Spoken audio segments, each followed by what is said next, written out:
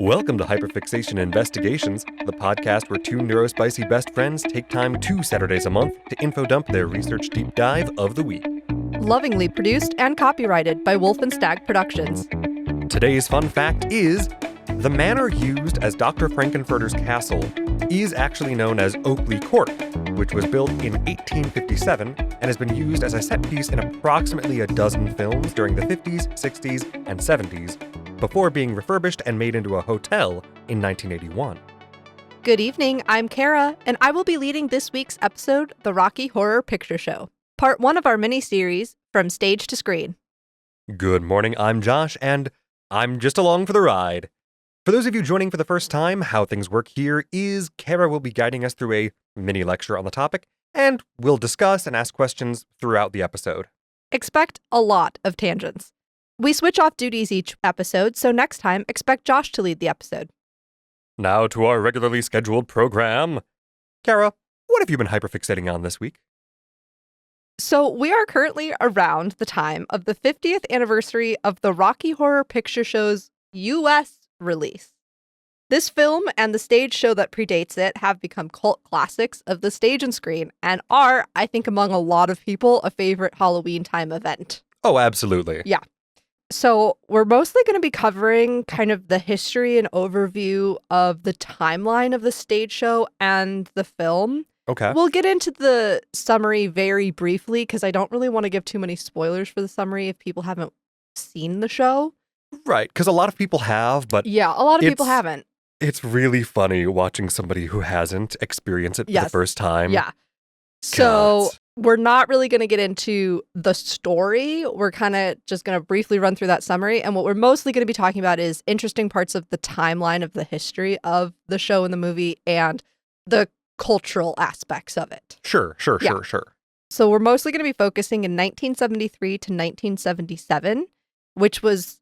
It saw a very condensed and really fascinating creation of this show, which is beloved in counterculture. It's now a cult classic. Oh, yeah. And so this is the summary as quoted from Encyclopedia Britannica because they did a very nice condensed version of the summary.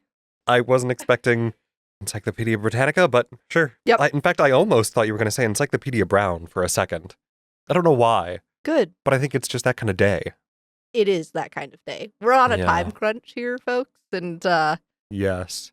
Although now that I say that, I am intrigued to hear what Encyclopedia Brown would think of a Rocky Horror Picture Show. Yeah. For anyone who doesn't know, Encyclopedia Brown is a children's detective series. I don't know when it was written, actually. We grew up with it, but that doesn't mean it could be much older than us. I think it is. I think it is. Yeah, I think it's more like Peanuts or before the Peanuts kind of vibe. Yeah, because I think it's a similar era, maybe as the Hardy Boys.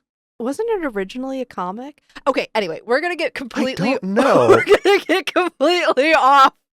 We'll do another episode on Encyclopedia Brown one day, I promise. Ooh, we could do an episode on Encyclopedia Brown, the Hardy Boys, the Boxcar Children, Nancy Drew, of course. Yep. I feel like there's some other weird... So, okay, enough about that. Rocky Millennial Horror. children classics. All right, here we go. Summary quoted from Encyclopedia Britannica. The plot of the story follows a traditional 1950s couple, Brad Majors, played by Barry Bostwick, and Janet Weiss, played by Susan Sarandon, as they spend a night in the castle of their alien host, Dr. Frankenfurter, played by Tim Curry, famously. On their way to visit an old professor, Brad and Janet's car breaks down, and they seek help at the castle of the sexually ambiguous Dr. Frankenfurter. During the night they spend in the castle, Brad and Janet are thrown into a series of increasingly bizarre events involving Dr. Frankenfurter and the other inhabitants of the castle, all of them somewhat monstrous. The young couple are forced into a journey of self-discovery about love, life, and lust.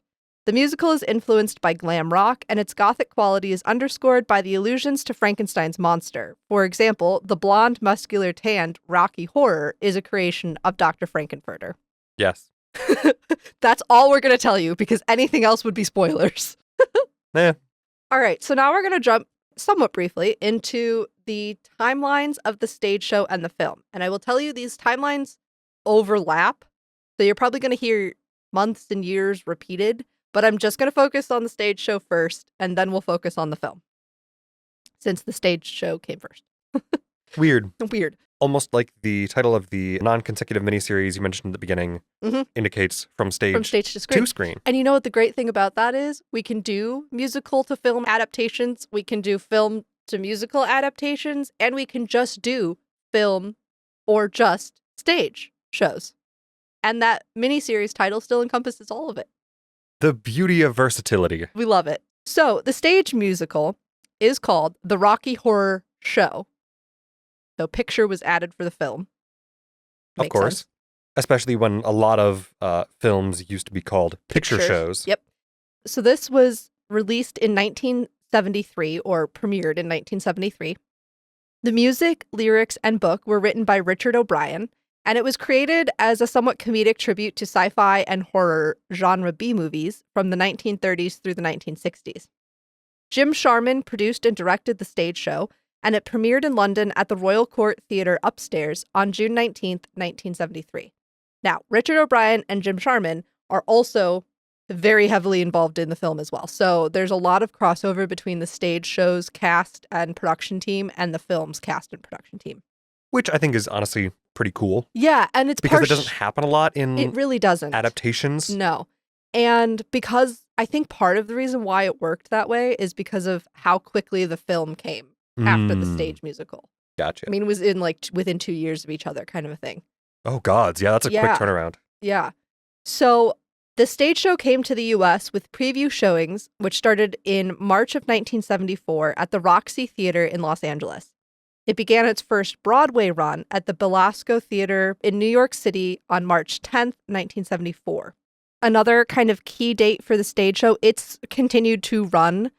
We'll talk at the end of this episode about some stuff happening in the Chicago local area regarding the show. But ever since it came out, there have been stage shows being done of this. Oh, yeah. People love to put the show on. They do. Understandably. Totally. So October 19th, 2000 saw the start of the second Broadway run at Circle in the Square Theater. It ran for 2 years with 437 performances and 4 Tony Award nominations. How many performances? 437. In how much? 2 years. Holy shit. Yeah. So that's kind of, with the stage show continuously going on and being recast in Broadway and LA, Chicago, everywhere. There's not much more specifics that I think really needs to be called out about the stage show. Other than that, the original show had Tim Curry, it had Richard O'Brien, it had a few other key actors that were in the stage show. Mm-hmm. But most famously, when people think of Rocky Horror, they think of the film. Right. So that's where we're going to be spending more of our time. The Rocky Horror Picture Show is a comedy horror musical film, which was released in 1975. So think about that. We've got the Broadway premiere in the U.S. happening in 1974. The stage production in London goes in 1973. By 1975, we've got the release of the film. Gotta love an overnight hit. It's amazing. So it was written by both Jim Sharman and Richard O'Brien, who was the original writer for the stage show. And Jim Sharman was the original director. It was produced by Lou Adler and Michael White, directed again by Jim Sharman, and distributed by 20th Century Fox. Okay. Which, for those who are keeping up with monopolies in today's day and age, that means it's now owned by Disney. Which is, given the brand that Disney has always tried to cultivate, that's hysterical. Yeah. But now all of the, dark things that Fox has made over the years are now owned by Disney. And they've gone in directions Disney would never. Right. The joy of monopolies. Gotta love it. Alleged monopolies. Don't come for us. So the film began shooting in October 1974 at Oakley Court, also known as Bray Studios, in Windsor, England, and wrapped principal photography right before Christmas, December 21st, 1974. Oh. The worldwide premiere was in August 1975 in London, and the U.S. premiere was in late September 1975. Interestingly, that's almost a year for edits and release between shooting wrap. That's 8 months between shooting wrap and release, which is interesting for the time that it was made. Why? I don't... Because nowadays, it takes 2 or 3 years between the wrapping of shooting and release. with the amount of often CGI and sound editing and all this different kind of stuff going into films nowadays, that as somebody who studied it, we're taught to expect multiple years for the editing process. That's fair. And here we are with an 8-month adapted stage show into a film. Well, and jinkies, correct me if I'm off base here, but my understanding, at least, as an outsider to the industry entirely, is that at least part of that with the increased editing time is with so much of the decision making of the actual structure of certain scenes and the movie itself being in the editing process instead of in the pre-planning, partly because of the use of CGI as an after effect instead of relying on practical effects and other things that have to be planned arduously beforehand. Yeah, it can be. It depends on the producer and director's process, creative process. I just know that that's sometimes brought up as a factor. It's totally a factor. Okay. I mean, just along with that is how long it just takes to do high quality animation. Yeah, that's fair. And CGI on green and blue screens. Atop of that, there are more people edits have to go through. You hear about director's cuts, and then you hear about, extended editions, and then you have the cut that goes to the movie theaters. And in that whole process, kind of traditionally speaking, director cut, it's the director working with the editor. And then you have other cuts kind of in between there that are part of the editing process that the producer helps with. And the producer might have their own creative ideas, or they might be mouthpieces for investors who want a say in how the film goes for the sakes of marketability and branding and things like that. Which is, I know, something that is often complained about. Yeah. And why director's editions can be so very different from what you end up seeing on screen in the theaters. Yeah, that makes or sense. Or being able to stream into your home. So there's that whole kind of political business aspect, too, that can make it take a lot of time. But when you think about a film like Rocky Horror, where a lot of the cast's the same, a lot of the production team is the same, and for better or worse, I feel like producers were a little less involved with the creative aspects of films in the 70s and before. Not that they weren't involved, but it was a little bit less of insane oversight at all times, especially with a film like Rocky Horror, where how do you oversight a film like that?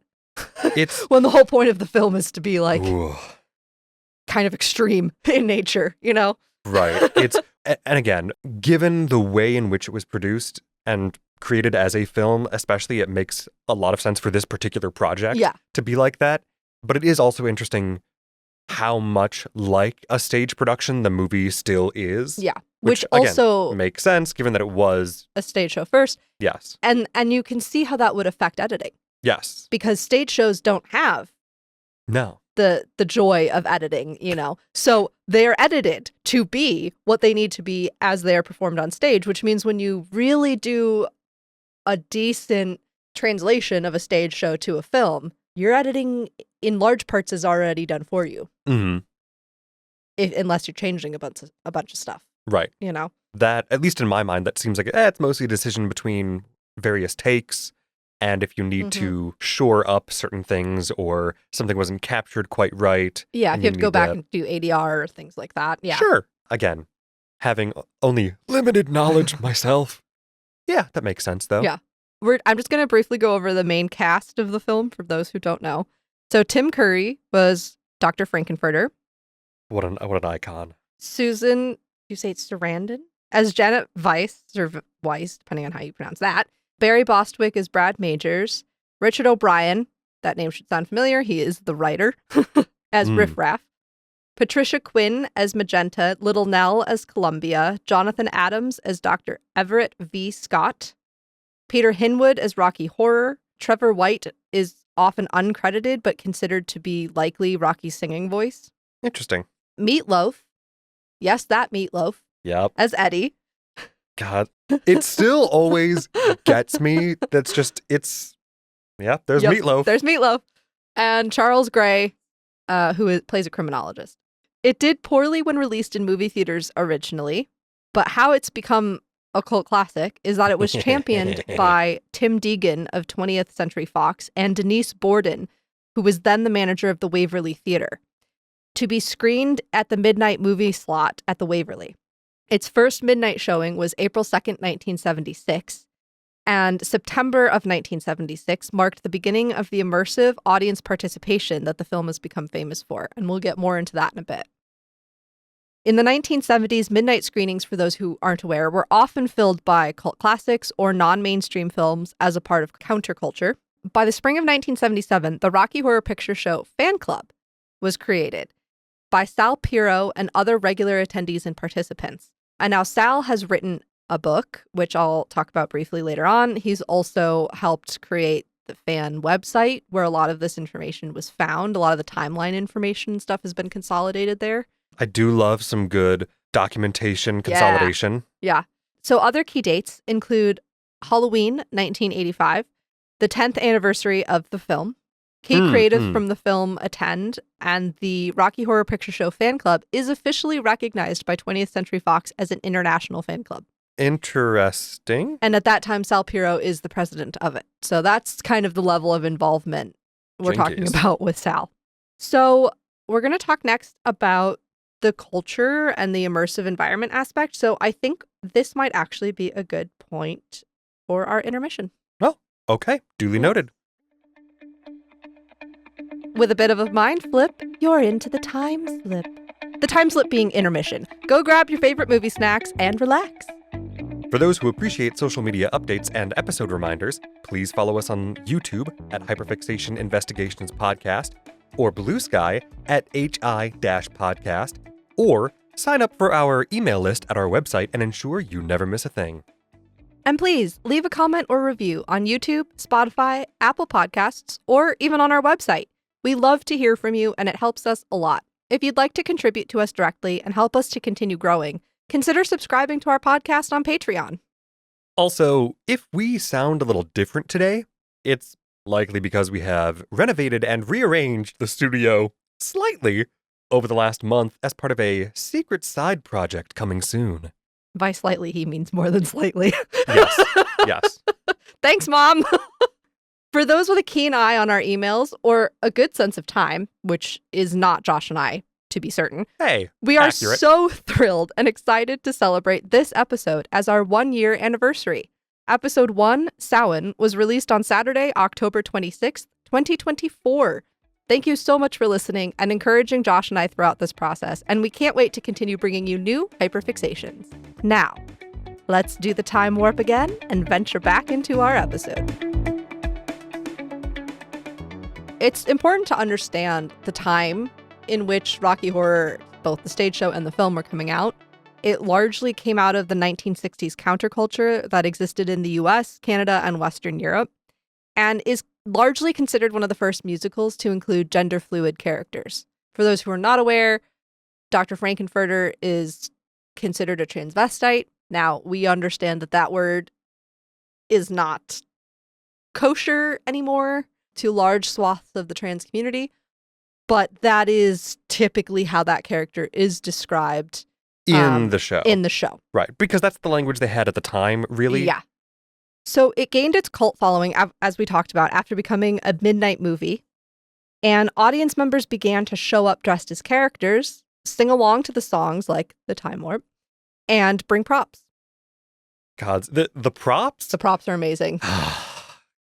Because, hey, going to see a movie in cosplay already is... fantastic. Hey, that's some delightful dedication. Yes. The props get silly. But yeah, I'll let you... They really do. Again, we're not going to get too much into the specifics of them because it's kind of, if you're a quote unquote virgin, as they call you, if you've not seen it or participated in it before, we don't want to take away the kind of surprise of that experience for you. Yes, just expect the unexpected. Right, especially because this is the season where a lot of, places are doing screenings or doing the stage performances. People might be going to see it around Halloween, things like that. We just, to be safe, we're not going to get into too specific.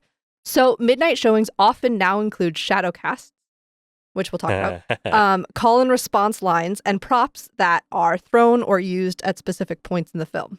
So week after week, people show up.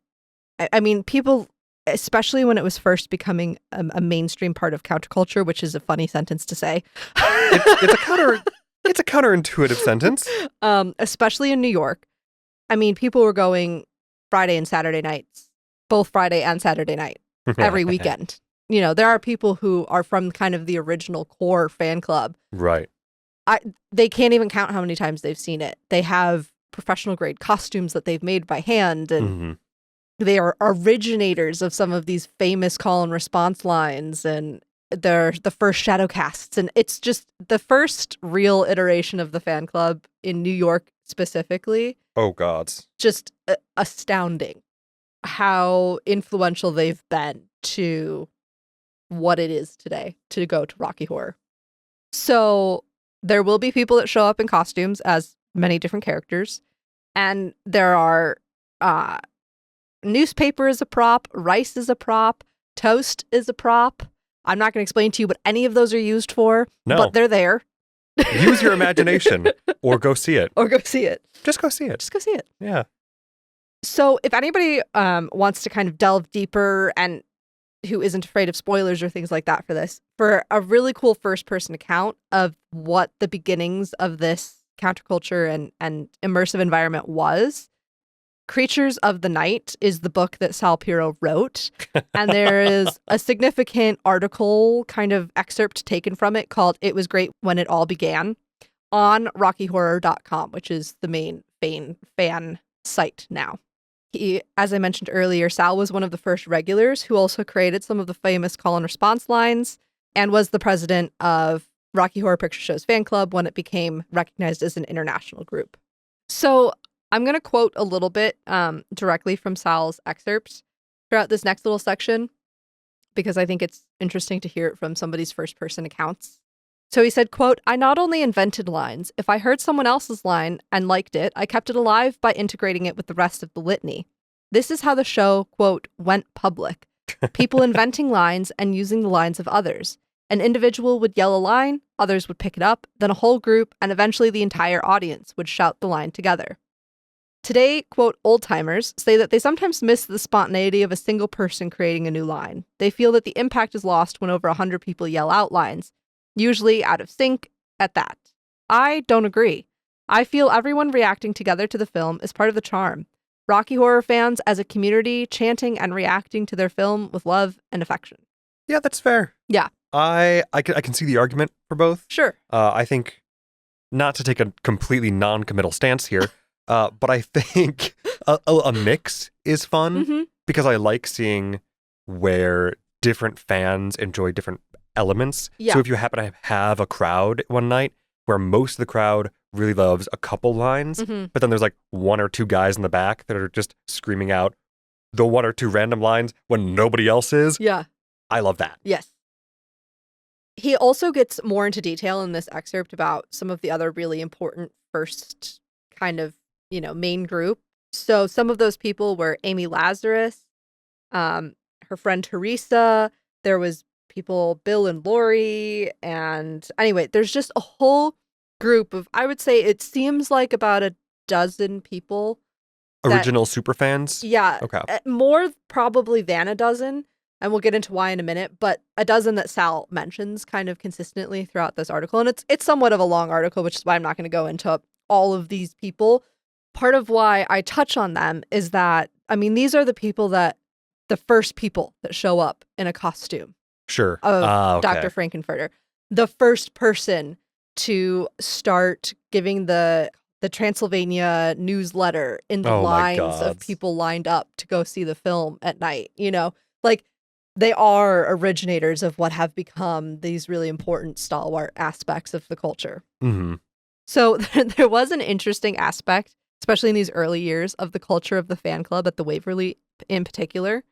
And before I get into that, sorry, part of how this culture and the consistency of the culture spread is that people would go from the Waverly, they'd see it at the Waverly, and then they'd travel to LA and they'd go see the show in LA at a screening, and they would do those things. And then somebody else would go to Atlanta and do it in Atlanta. And then somebody would go to a different person from Waverly who was in Chicago for work would go see it in Chicago. And that's the 1970s. That's how it traveled, was fans who had seen it at the Waverly and were experiencing a lot of these things real time, original, creative, kind of things, taking them to other screenings. And other screenings did, LA, I think is mentioned once as creating one of the more popular things, and then it traveled to New York and to the Waverly. And so there's like this whole, people aren't posting it on TikTok. That's not how it's spreading. Oh, it's, it's spreading from the fans flying across the country for various reasons, work, family, holidays, whatever, and going to midnight screenings and doing a new call and response line that they learned 2 weeks ago in New York. Right. And it catching on. The earlier iteration of like viral spreading of something of this nature. Right. Where, nowadays we have TikTok, we have the internet in general, various social media platforms where things can spread almost instantly. Right. Where it was a months, if not years long process of developing this kind of shared culture among audience members. Yeah. And it is still delightful that we still have this kind of shared culture of Rocky Horror Picture Show, weird entertainment event. Yep. Because it is really so much more than just, I'm going to go see a movie tonight. Yeah. No, you're going to go be in a show tonight. Right. In reality. You're going to... You're the Greek chorus. Yes. You are going to a collaborative event tonight. Yeah. So, okay, right. So one of the interesting cultural aspects of the original fan club at the Waverly was that there was a competition, essentially, a nice competition, but a competition between the first row balcony regulars and the orchestra regulars. Oh, gods. So this is another quote from Sal. Quote, "The famous balcony orchestra wars, with the groups trading lines back and forth throughout the film. For example, when Rocky is eating the meat during the dinner scene, the usual line was, 'Give it to Mikey, he'll eat anything.' From my seat in the orchestra, I changed it to, 'Give it to the balcony, they'll eat anything.' And the balcony retorted, 'You should know, Sal.'" Amazing. Yeah. So we've got a lot of that going on, too, of like this back and forth of which group can one-up each other and create the new line that's going to go, quote unquote, viral among the fans and all that stuff. So the famous floor show, which is now a very common part of the experience, began in 1977. Individual members of the audience would take on specific characterizations, act out scenes, and they're now kind of called shadow casts, and they would do them simultaneously to the movie. Yeah. So you have live theater performers, essentially. I mean, it grew out of fans, but they were essentially theater performers for doing it the way they were doing it. And a lot of places nowadays, it depends on where you go. Some places will still have random audience members come up like and volunteer. Yeah. Some people will do it by raffle in that way. And sometimes they are cast as a show. Yes. Which I think is that's far more common nowadays. Yeah. But I've still seen on occasion the other iterations, the other versions of you have to be Shadowcast. You have to be very comfortable. To be a volunteer to do that. Oh, yeah. First of all, you have to know it really well. And second of all, you're pretty much on stage and nothing for a good almost nothing for a good portion of some of the scenes. Yeah. Yeah, at least for most of the characters. Yeah. A lot of the floor show was, again, with this original fan group. And they're fans who are cosplaying. And then they end up on stage in front of the movie screen doing the show and saying the lines of whatever character they're dressed up as it's happening on the screen behind them. Mm-hmm. This whole call and responsive lines, singing along, doing the time warp, which I think that one's probably, people know that one out of anything. Yeah, that's probably the one most people know, even if they don't know anything else from the show.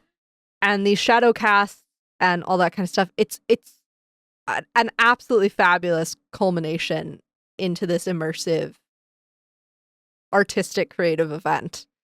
And the fact that it's still here 50 years on. Yes. It's still a big event. Yeah. Like next year, 2026, September 2026 will be the 50 year for what is considered the official start of this aspect of the environment at the Waverly. Wild. It's so wild. So these are a lot of things that you can expect then from going to either a screening of the picture show or a stage production of the Rocky Horror Show. a lot of stage productions that are not shadowcasts, they're actually just like the stage show, will now incorporate the things that come from the movie culture. Right.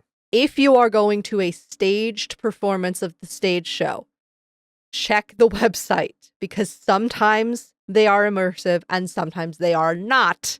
Understandably, things are thrown, and there's a lot of, call and response during a live theater performance where it's not expected or intended can be a lot. So if you are ever going to a live performance of the stage show in particular, always check whether or not they're doing the immersive stuff or not. And be respectful and follow the rules of whatever that location or venue or particular event is. Right.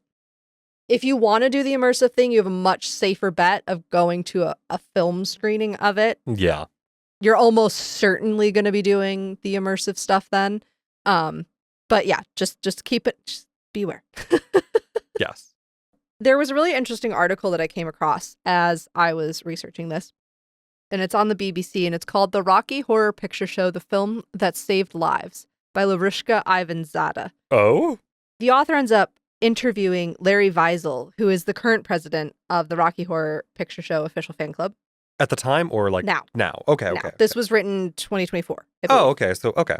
And they talk about how you have a cross-gendered characters in corsets, and you have a celebration of kink and all this different kind of stuff that comes together to make this the cult classic and the countercultural phenomenon that it is. Right. And so this is one of the quotes from Larry Weisel in the article. I know a lot of people whose lives were saved by this movie, especially for those in the LGBTQ community. It's a place where they could be themselves and find people who were their family. Yeah, the movie and the stage production in and of themselves, let alone the characters, are queer icons. Oh, for sure. And the author goes on to write, in a time and place where gay rights were just finding a voice in the wake of the Stonewall riots, which, if you don't know, we actually have a test episode up for our Patreon subscribers about the Stonewall riots. Yes. I forget about that sometimes. God, that was the first thing you recorded for this. Yeah. Yep. But anyway, finding a voice in the wake of the Stonewall riots, the Waverly attracted a congregation of groovy outcasts, weirdos, and rejects.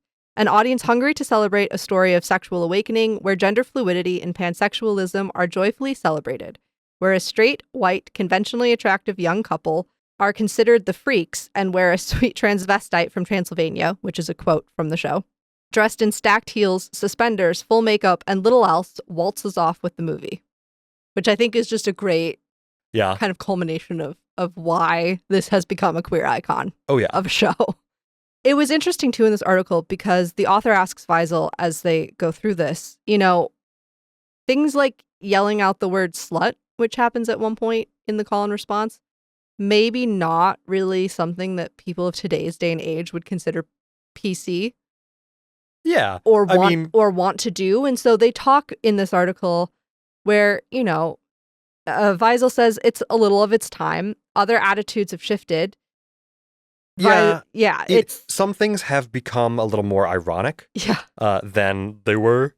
They've become more ironic, or it just depends on the culture that you're in and the area that you are and the age of the people who are in the audience. So sometimes some lines do get dropped from the call and response or things like that, kind of depending. But, one of the big things that has come under scrutiny, and this is a quote, is from the article, Frank's rousing anthem of self-realization, quote, I'm a sweet transvestite from transsexual Transylvania, is currently considered offensive by some transgender viewers. Okay, understandable. Again, the language has shifted over time because, again, that was kind of the language they had, but it is, by modern standards, not great. That's not by good. 1970 standards, different thing, right? And the other thing they bring up in this article, and in this section of the article in particular, is like, but when was Rocky Horror meant to be politically correct? Even then? True. It's a counterculture film for a reason. Yes. Counterculture does kind of mean sometimes it's going to make people uncomfortable. That's inherent to it. And some things are always going to be of the times. Yeah, absolutely. There is celebrating what it is and was for its time and what it still is versus acknowledging, hey, yeah, this is like outside of this particular circumstance and venue. Right. That's not We're that's not not gonna go okay. there. Don't say We're that. not gonna go there. Right. Don't do that. And they go through some other examples that I think are a little bit more glaringly obvious as a potential problem in today's kind of culture. But those examples give away a lot of important plot points. Oh, sure. So we're not going to go into them. And everybody, I think, needs to make their own.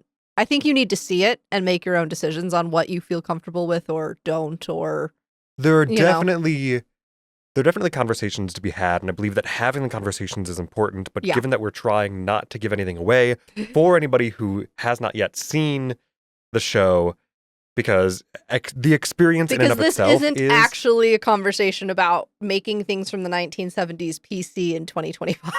Right. Oh, God. Yeah, this 50-year-old piece of media is dated. Yeah, weird. They somewhat ended this article talking about the whole Disney thing. So this is another quote from the author of the article. Where Disney removed other cult Fox titles, such as Fight Club, from fan circulation, public screenings of Rocky Horror have been allowed to continue, and homemade merchandise has continued to flourish within reason. There are also tributes in which a shadow cast mime the actions and lip sync the lines of their characters, or say them outright, depends on the show, while the film is projected on the screen behind them. Disney, for all of its issues, is a very smart business model, and if you took all of this away from Rocky Horror would not be worth anything. Yeah. At the end of the day. And weirdly, I think they don't want people rioting against them, considering it happens often enough as it is when people call them out on their bullshit. Right. That they at least occasionally understand what is a bridge too far. Yeah. Sometimes they have to be smacked in the face with it and go, ooh, well, for the sake of our brand, we shouldn't do that. I think people also, like, if you don't pay attention to the fact, like, we're Disney fans, and we also are Disney critics at the same time. And so we paid a lot of attention when Disney bought 20th Century Fox. Oh, yeah.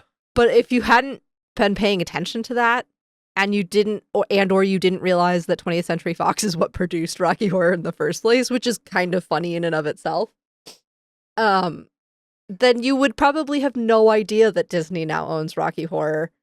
And so therefore, can you really even consider it related to Disney at all, other than the fact that they're not the ones making money off of it? Right. From the perspective of the average person just going about society, probably not. Right. But from the having any understanding of the corporate structure and behind the scenes, monopolistic chaos, it's an understandable decision that they went, maybe we just don't draw attention to ourselves here. Right. So that's pretty much the main sections on this. So I only just have two other little points before we end today's episode. So it seems from my research that many stage show productions of the Rocky Horror Show, as I mentioned before, do include some audience participation. And like I said, always check with the theater if you're going to a live performance, because there are a lot of theaters that don't participate, very understandably, because it's kind of chaos. Right. And again, most live theaters don't have participation in anything. Or if they do, it's like very specific moments. Come to sing along Frozen on this one Sunday of the performance. Right. Yeah. Or, hey, there's one actor at one point who goes into the audience and like sits next to somebody and interacts with them for 5 minutes. And that's it. That's it. That's all it is. Yep. Or like, God, Peter Pan, the classic. Yeah. If you clap loud enough, Tinkerbell comes back to life. Yep. But otherwise, shut up. You're not on stage. And again, if you're going to a screening, which I think people should all go see it. It's delightful. You don't have to participate. No. I will put that out there. Especially if it's your first time going and you have no idea what's going on, you will not be pressured to participate. People will just be happy that you're there. The regulars are just excited to see people there. If you have seen it before and you do want to participate, that's absolutely fantastic. And if you never want to participate and you just want to enjoy, I am very much one of those people. Like, I like to watch other people play video games. Yeah. And not play with them. I just like watching people stream. Or like our friends all play Overwatch together. And I'm like, I'm just going to sit here and crochet while you guys play Overwatch. Well, okay, that's an understandably chaotic game. Well, yeah. So. And Rocky Horror is not chaos. Okay. Point taken. Yeah. So now, for those in the Chicago area who may be looking for options, Music Box Theater in Chicago is the main home of Rocky Horror Picture Show with a shadowcast and with immersive environment and all of that. And for those wanting to see the stage show, the Rocky Horror Show, starting yesterday, October 24th, through November 9th, Brightside Theater in Naperville, Illinois, is doing the stage show. I checked for you. They are doing props, but you don't bring the props. If you know the show and you know what the props are, you do not bring them. They will have prop kits for sale that have been approved by both the production team, and they typically perform in a college theater space. So it's also been approved by the college for like cleanup and safety and all that kind of stuff. You're Lots welcome. of double checks necessary. Yeah. You're welcome to dress up. Don't bring your own props. It will be immersive. They will be doing all the fun stuff. It's a great way to celebrate fall and Halloween and, quote unquote monsters and monster stories and all that kind of stuff. As always, check your local theaters for the show. Check your local movie theaters for the film.